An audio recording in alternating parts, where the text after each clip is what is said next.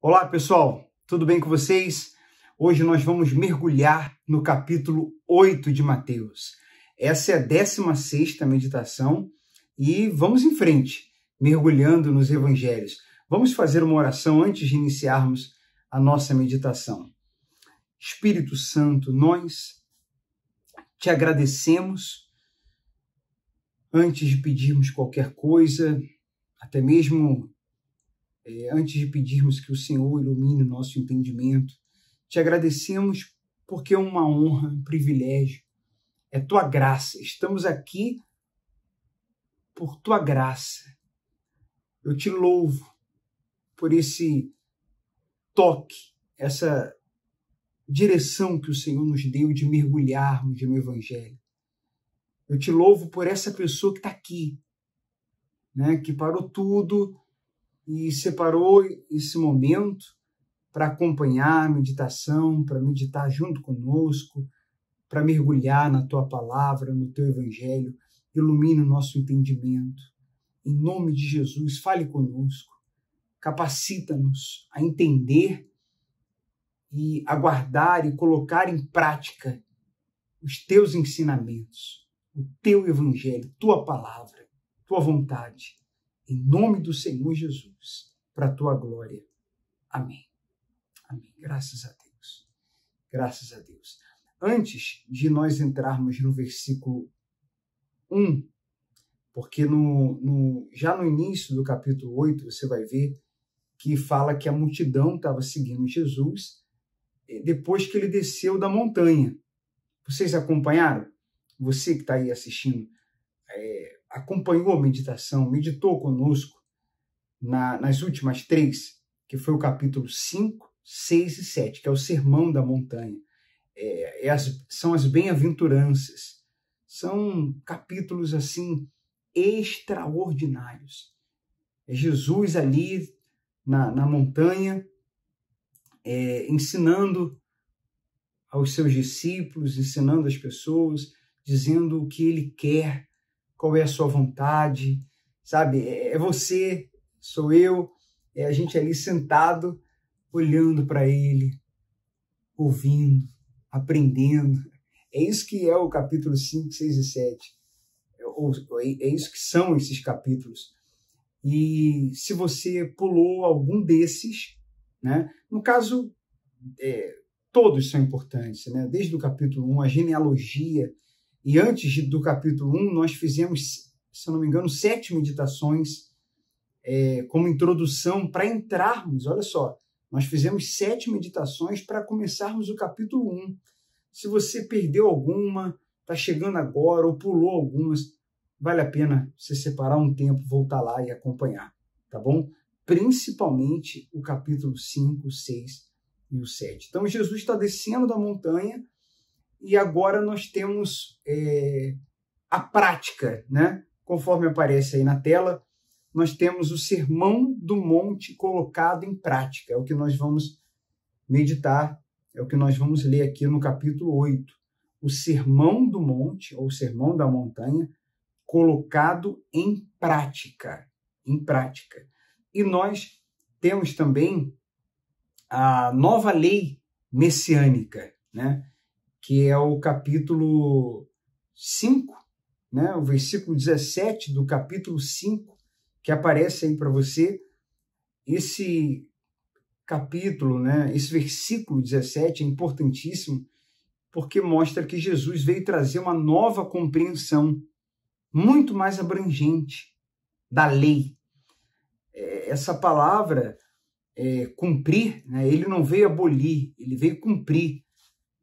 Não significa que ele veio apenas obedecer e fazer o que a lei diz. Cumprir significa preencher até o máximo. Ele veio tornar pleno. Ele veio completar. Exemplo, numa maratona, você vai cumprir todo o trajeto ou só um pedaço? Entende? Você vai completar? Você recebeu exercícios, tarefas do seu professor. Você fez todos os exercícios ou só uma parte? Então ele disse, eu vim para ir até o fim do significado da lei. Não vim abolir, vim cumprir no sentido de ir até o fim. Eu vou completar o que vocês ainda não sabem. Essa é a nova lei messiânica. Então Jesus trouxe uma nova perspectiva da lei. E esse capítulo ele vai ser dividido dessa forma que aparece aí na tela também. Mateus 8, do 1 ao 17, o poder de Jesus sobre as enfermidades. Do 18 ao 22, a primazia de Jesus nos propósitos da vida. Do 23 ao 27, o poder de Jesus sobre a natureza, nós vamos ver isso. E do 28 ao 34, o poder de Jesus sobre os demônios. Essa parte, antes da gente entrar no versículo 1, essa parte que fala da lei, né? Mateus 5, 17, para que fique claro, deixa eu colocar a Bíblia aqui. Por exemplo, a lei, ela vinha daqui, numa distância de daqui a aqui, ela veio até aqui. Então, quando Jesus fala, não vem abolir, ele não veio abolir essa parte, daqui a aqui. Ele veio cumprir, que é completar, né, o que faltava, que era essa parte aqui, daqui a aqui. Então, já tinha até aqui, ele completou daqui a aqui. Ele ensinou, por exemplo, quando a gente vê lá no capítulo 5, você lembra? Ele disse, vocês ouviram, vocês leram o que está escrito. Aí ele diz, eu, porém, vos digo. Quando ele ensina, o que ele fala posteriormente, o que ele fala depois dessa frase, eu, porém, vos digo, é ele completando a lei. É a nova lei messiânica. É o que conta, é o que vale. É o que está valendo agora, é a nova aliança. Nova aliança, nova lei messiânica. É a graça. Olha, a gente precisa entender isso. Muita gente lê a Bíblia, muita gente conhece a Bíblia, mas as pessoas não se atentam para isso aqui. Parece tão simples, mas as pessoas não se atentam para isso aqui que eu acabei de falar. Isso aqui que a gente acabou de falar. Esse capítulo, esse versículo 17 do capítulo 5. E é por isso que muita gente tem a mentalidade ainda muito de lei. Mas e o eu, porém, vos digo? Os ensinamentos mais profundos são esses. Então, não vou aqui repetir, né, as coisas que a gente já falou no capítulo 5, 6 e no 7. Mas só para reforçar aqui, para a gente ressaltar, é muito importante a gente ter essa lente, essa lógica, essa perspectiva, essa mentalidade, esse entendimento. Porque as nossas ações, a maneira da gente agir, reagir, o que a gente fala, até a maneira que a gente interpreta a Bíblia vai depender desse entendimento. Se a gente não tiver esse entendimento, a gente vai ficar vivendo ali de coisas do Antigo Testamento que já não fazem mais sentido. Tá certo? Tá claro isso? Espero que sim.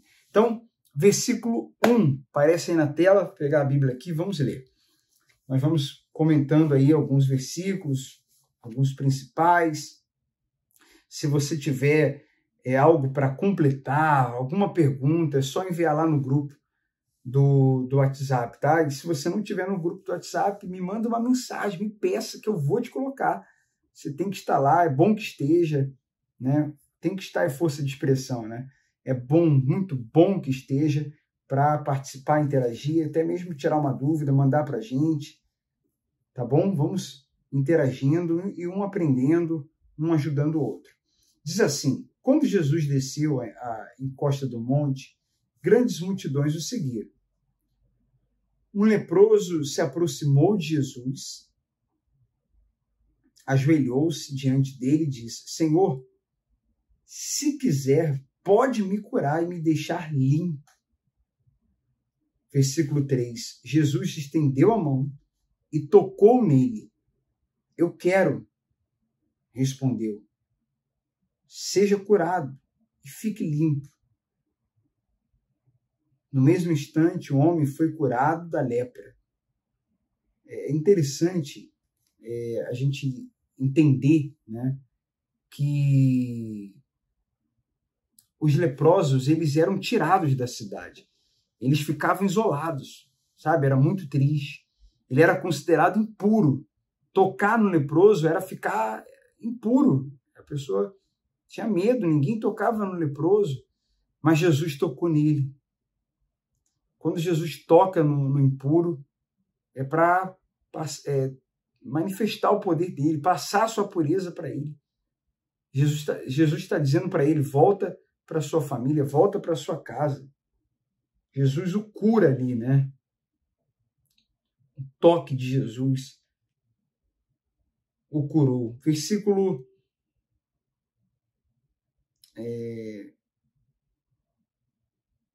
4, né? Então Jesus disse ao homem, não conte isso a ninguém. Vá e apresente-se ao sacerdote para que ele o examine. Leve a oferta que a lei de Moisés exige. Isso servirá como testemunho. Então, aquele leproso, né, isso poderia ser na época, diversos tipos de doenças na pele. Eles já consideravam leproso, cerimonialmente impuro, vivia excluído, como a gente falou, da sociedade, a menos que eles ficassem bons, né? E ali, quando ficassem bons, eles iam até o sacerdote, e aí o sacerdote examinava para declarar que eles estavam limpos ou para permitir que eles voltassem ao convívio ou para dizer que eles tinham que voltar a ficar isolados, né? Isolados. E nesse versículo 3, né, no versículo 3 e no versículo 4, o povo tinha na mente o livro de Levítico. Então levava para o sacerdote para ele observar, como nós falamos. Só que Jesus, ele fala para ir ao sacerdote não para mostrar a lepra, mas para mostrar a cura. A cura. Então esse aí é um paralelo da autoridade sacerdotal delegada por Deus. Porque Jesus, né, estava acima dessa regra, né, ou dessa tradição. Jesus o curou. Dessa vez o leproso não estava indo até o sacerdote para mostrar a doença, não. Ele ia mostrar a cura. Ele foi um testemunho público, né, de que os líderes religiosos estavam errados em não crer que Jesus era o Messias. E também mostra aí que Jesus não se opunha à lei de Moisés. Por isso ele fala para levar a oferta que a lei de Moisés exige, né? No versículo 5, quando Jesus chegou a Cafarnaum, um oficial romano se aproximou dele e suplicou: Senhor, meu jovem servo está de cama, paralisado e com dores terríveis.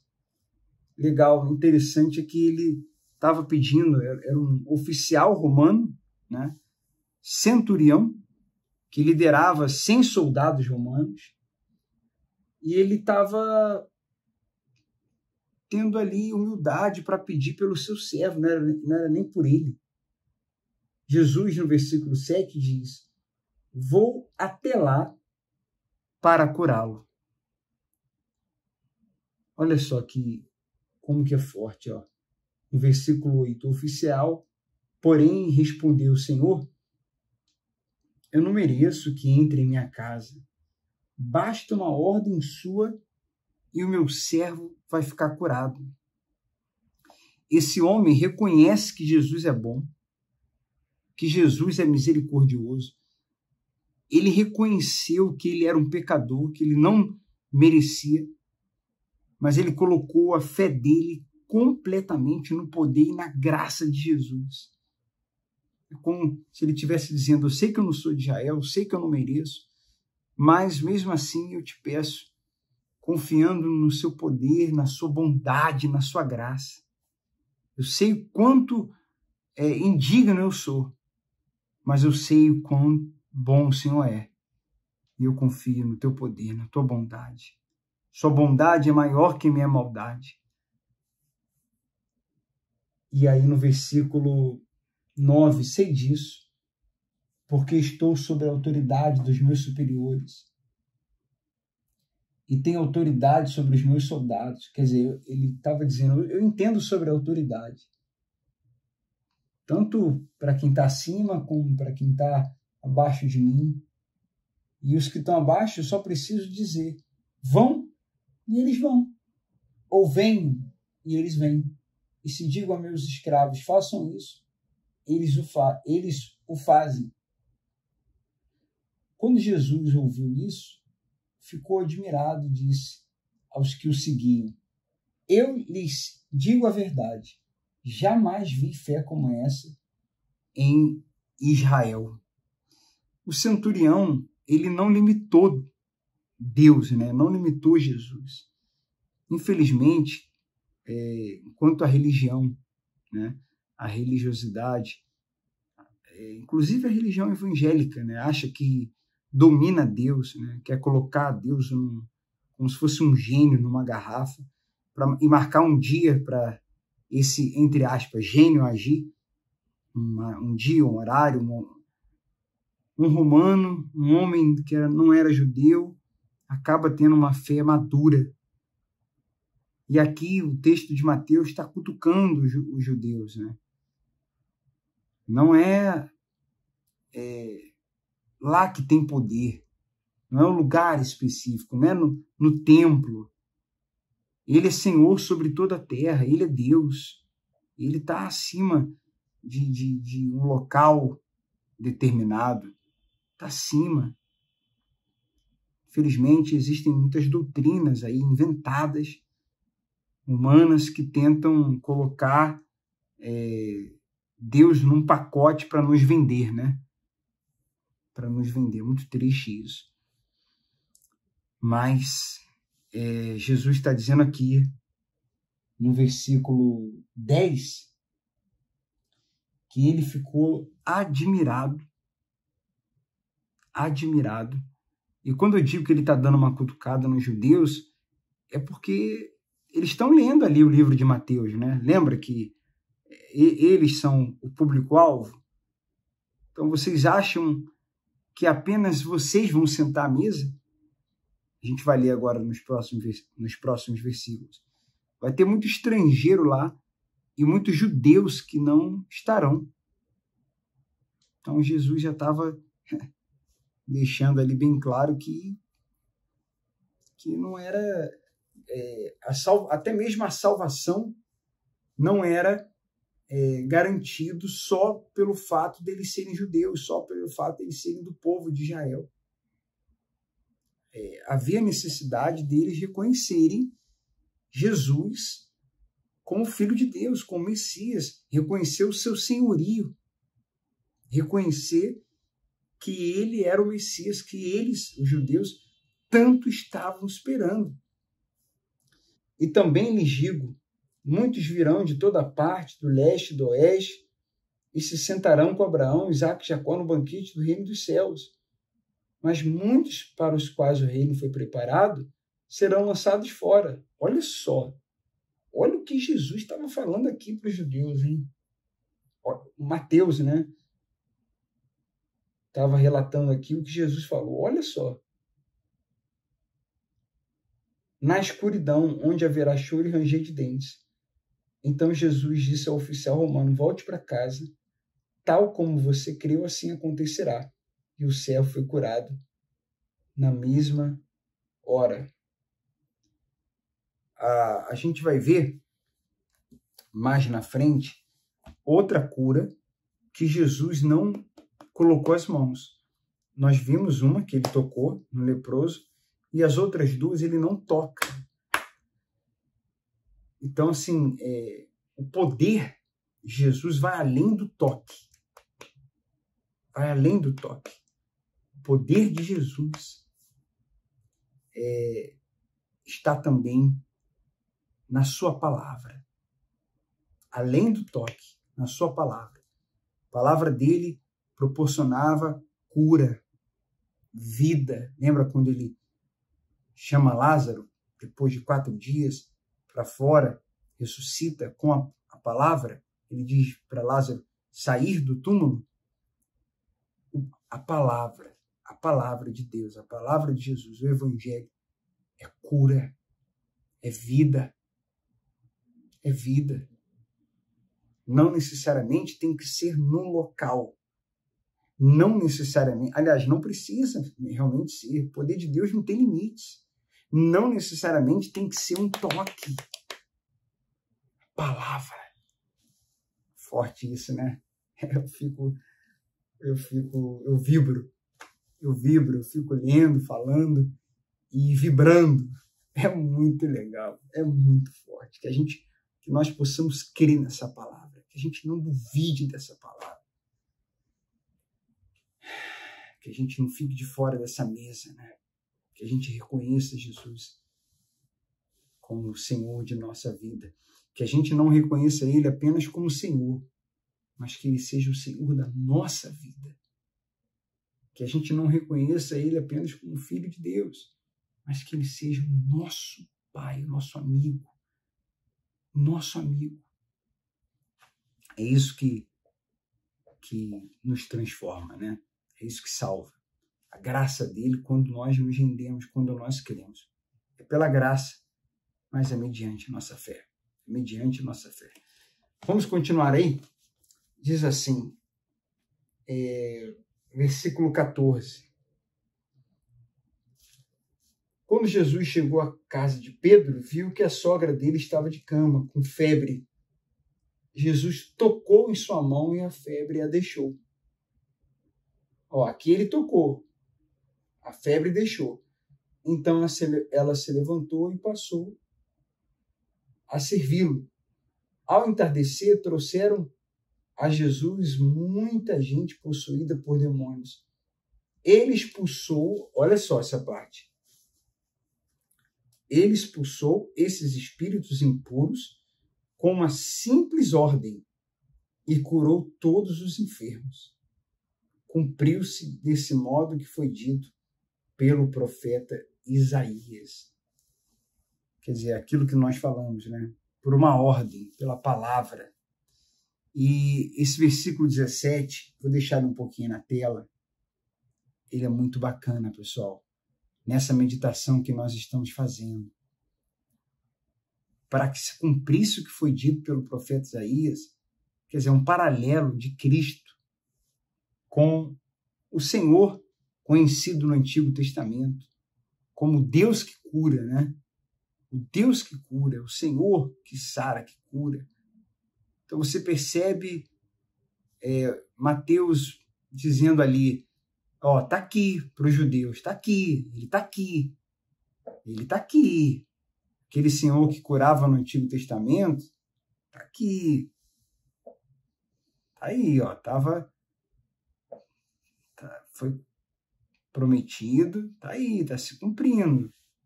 Foi dito, Isaías disse, está se cumprindo. Vocês têm que entender que ele está aqui. Esse era o objetivo de Mateus. E aí ele está dizendo, né, como se ele estivesse dizendo, vou descrever algumas curas para vocês. Um centurião, sogra de Pedro, leproso, para mostrar para vocês que a palavra está se cumprindo, que o Messias, que ele é o Messias que Isaías tinha falado, que levaria as nossas enfermidades, né? Como aconteceu na cruz. Então, a gente tem que estar atento, né, para entender esses paralelos, esses contextos que a gente tem falado bastante aqui. Bem, no versículo 18, o preço de seguir Jesus. Quando Jesus viu a grande multidão ao seu redor, ordenou que atravessassem para o outro lado do mar. Jesus já tinha dado a palavra, né? A gente vai ler aqui que teve aí uns contratempos, mas ele já tinha ordenado que atravessaria. Então um dos mestres da lei lhe disse, mestre, eu seguirei aonde quer que vá. Jesus respondeu: as raposas têm tocas onde morar e as aves têm ninhos, mas o Filho do Homem não tem sequer um lugar para recostar a cabeça.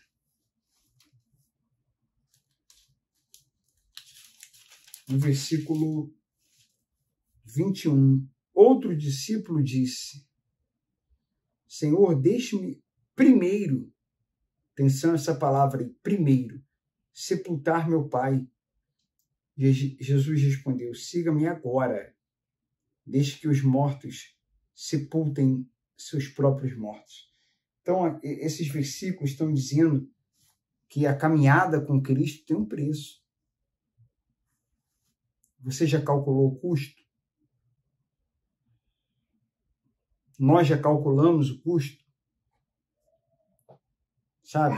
O custo não de sacrifícios materiais, mas do sacrifício do nosso eu, da nossa carne, de negarmos a nós mesmos. Então, esses textos falam da importância de Cristo, da prioridade, da primazia. Não era uma questão, nesse versículo aí, o último que nós lemos, o 21, penúltimo e o 22, não era uma questão de 2 horinhas ir lá enterrar o pai. Era que o pai já tinha uma idade, ele não queria deixá-lo para missão, né? Para seguir Jesus. Ele estava dividido, não estava vendo ali uma prioridade. Então, não era sobre ele ir lá enterrar o pai. Era para que quando o pai precisasse, quando o pai falecesse, ele estivesse por ali. Era uma questão de segurança familiar, uma questão também de segurança econômica, porque e a herança, né? É como se dissesse: deixa eu receber minha herança primeiro, deixa eu cuidar do meu pai, deixa eu ficar seguro, confortável, depois te sigo. Jesus fala: agora. E no versículo 23, em seguida, Jesus entrou no barco e seus discípulos o acompanharam. De repente, veio sobre o mar uma tempestade violenta, com ondas que cobriam o barco. Jesus, no entanto, dormia. Os discípulos foram acordá-lo, clamando: Senhor, salva-nos, vamos morrer. Jesus perguntou a eles: por que vocês estão com medo? No versículo 26. Como é pequena a sua fé, então levantou-se, repreendeu o vento e o mar e houve grande calmaria. Então, Jesus no barco não tem, sabe, como dar errado. No final não vai dar errado. Pode ter um momento difícil, assim é a vida. Ele estava lá e mesmo assim eles passaram por uma tempestade. Você precisa entender. Essa é a hermenêutica, né? Que é a interpretação trazendo para os dias de hoje. A gente passa por tempestades, mas se Jesus estiver conosco, então vai passar. Vamos vencer, vamos superar. Entende? Coloque isso dentro de você. Por mais que o mal se levante, por mais que o mal invista, até porque o mal sabe, o mal sabe. Quando eu quero falar assim uma coisa, tudo é forte, né? Mas quando eu quero falar algo assim, ainda mais profundo, aí eu tiro aí os versículos para poder nos olhar aqui. O mal sabia o que aconteceria, né? Para onde Jesus estava indo. Ele tinha falado, lembra? Em versículos anteriores, que eles chegariam do outro lado. Quando a gente continuar lendo, você vai ver aonde Jesus chegou e o que aconteceu naquele lugar. E que tinha um mal lá, espiritual. Então, para mim fica claro aqui que essa tempestade foi uma investida do mal. Foi uma investida do mal. Só que a questão é que a confiança no Pai, né? a confiança no Pai. Jesus estava dormindo não por comodismo, cansaço, né, humano poderia ser, mas eu vejo isso também como confiança. Eu vejo que filhos dormem. Você é filho, você é pai, você é mãe, avô, avó. Então, se não é, tem como eu, mas tem uma criança. Aliás, tem uma criança na família, ou você, né? Todos nós já fomos crianças. E aí, se você confia no teu pai, sabe, você não fica vivendo uma vida preocupada. A gente falou isso no capítulo 6, se eu não me engano. A gente confia no pai. A gente confia. A gente vai dormir. A criança, a gente tem que ser nessa parte de pureza, sem coração, sem dúvida, confiança, fé.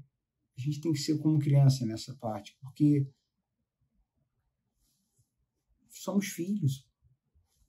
Se nos entregamos, se nos rendemos a Ele, somos filhos. E a gente confia ou não? Porque o filho dorme. O filho dorme. O filho dorme e dorme em paz. O filho dorme e dorme em paz.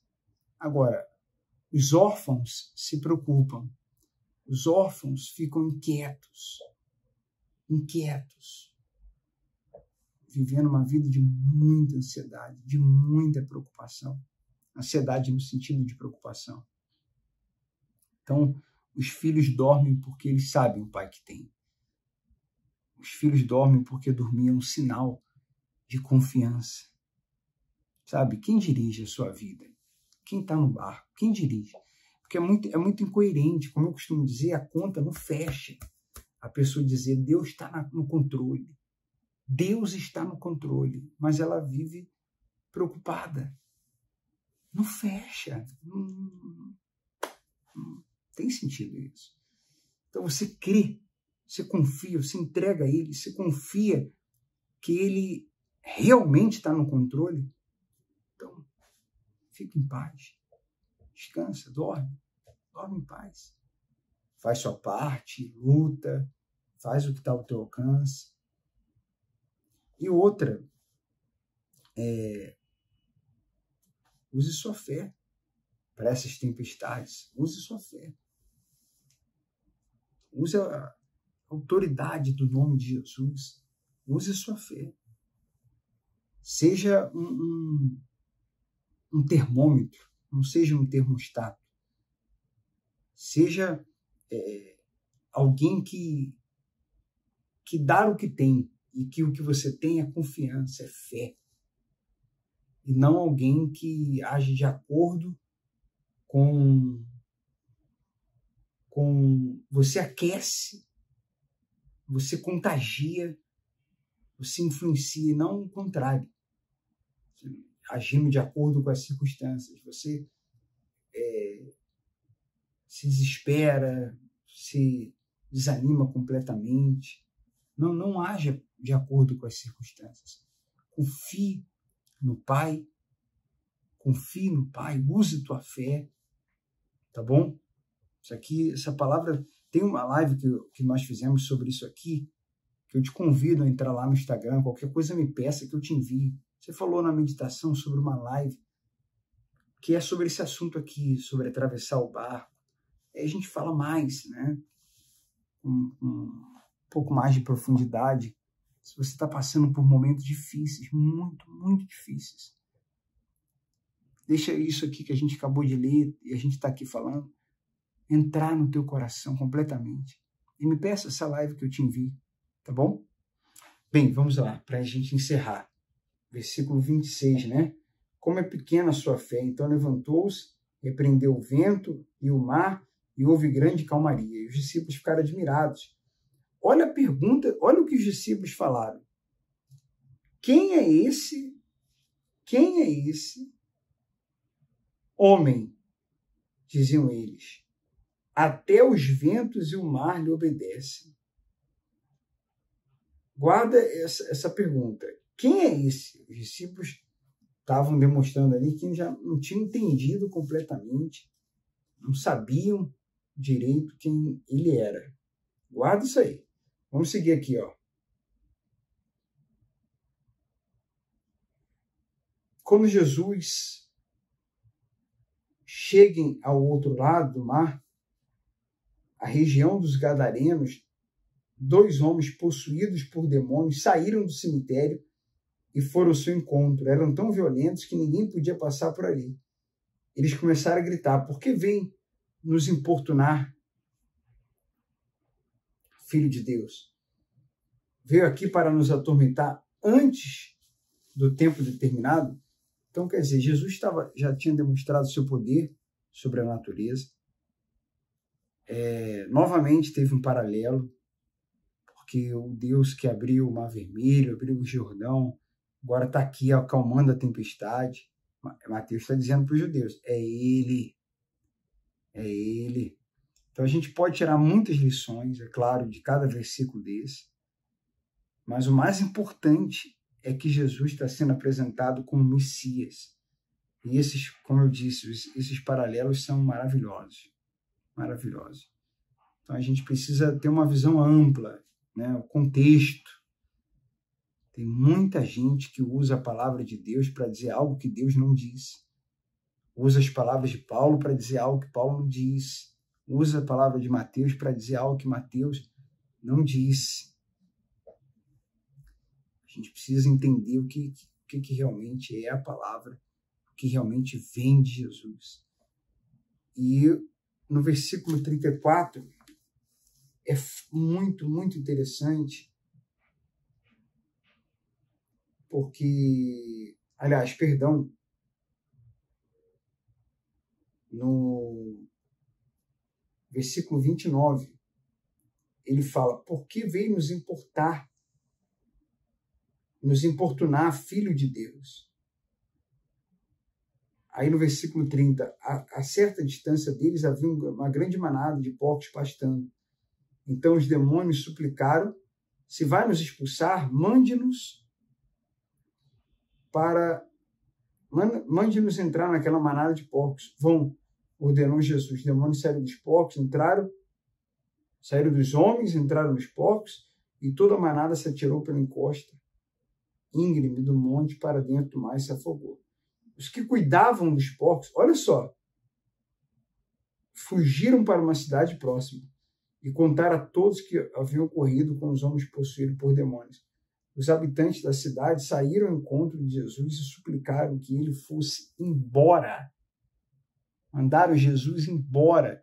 Então, quando no 29 os demônios falam: o que você está fazendo aqui, Filho de Deus? Lembra que uns versículos atrás os discípulos disseram: quem é esse? Quem é esse que o mar lhe obedece? E os demônios disseram: o que você está fazendo aqui, Filho de Deus? Quer dizer, os discípulos não sabiam muito bem ainda quem ele era, mas os demônios sabiam. Os demônios sabiam. E a gente? Quem é Jesus para a gente? Pessoal, Jesus não foi um bom homem apenas. Jesus não foi um líder, um revolucionário, uma pessoa bacana. Jesus é Deus entre nós, encarnado. E é isso que a gente precisa não apenas entender, mas passar para as pessoas. E assim, estava mandando Jesus embora. Eu até anotei aqui, ó, vou ler para vocês. Isso aí não vou colocar na tela, não está anotado aqui. Ele liberta os endemoniados, mas ele mexe com a economia ilegal deles. A cidade amava mais os porcos ou mais o dinheiro que eles proporcionavam do que as pessoas. Mandaram Jesus embora, porque Jesus acabou mexendo com a economia daquele local. Mexeu com os porcos, mexeu com a economia, mexeu com o ganha-pão deles. Mas eles não consideravam que ele libertou os endemoniados? O que é mais importante, os porcos, a economia ou as pessoas? O que é mais importante? Claro que para Jesus, as pessoas, claro. Então você vê um Jesus libertando o endemoniado, sentando, conversando com pecadores, claro, para influenciá-los, salvá-los. Mas você vê Jesus batendo de frente com os religiosos, com os hipócritas na época. Esse é o nosso Deus, pessoal, que vem para o leproso, que vem para aquele que ninguém dá nada, para o rejeitado, que olha sempre com misericórdia, mas que não dá mole. Não dá mole, não deu e não vai dar, porque nós vamos prestar contas para quem é falso, para quem é fingido. É leproso, tá doente, é endemoniado, era ladrão. A graça de Jesus está aí para salvar. Agora, claro, com arrependimento. Mesma coisa é o hipócrita.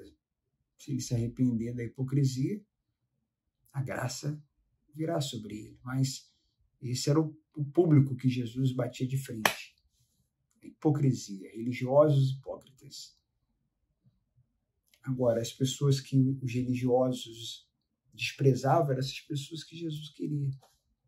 Então a gente vai lendo os evangelhos, vai entendendo como Deus é, quem Deus é, através de Jesus. Porque ele diz: quem vê a mim, vê o Pai. Deus abençoe muito você.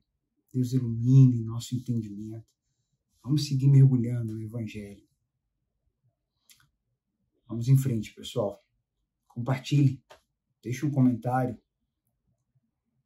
Próxima meditação, vamos mergulhar no capítulo 9. Deus abençoe sua vida. Um grande abraço e até a próxima.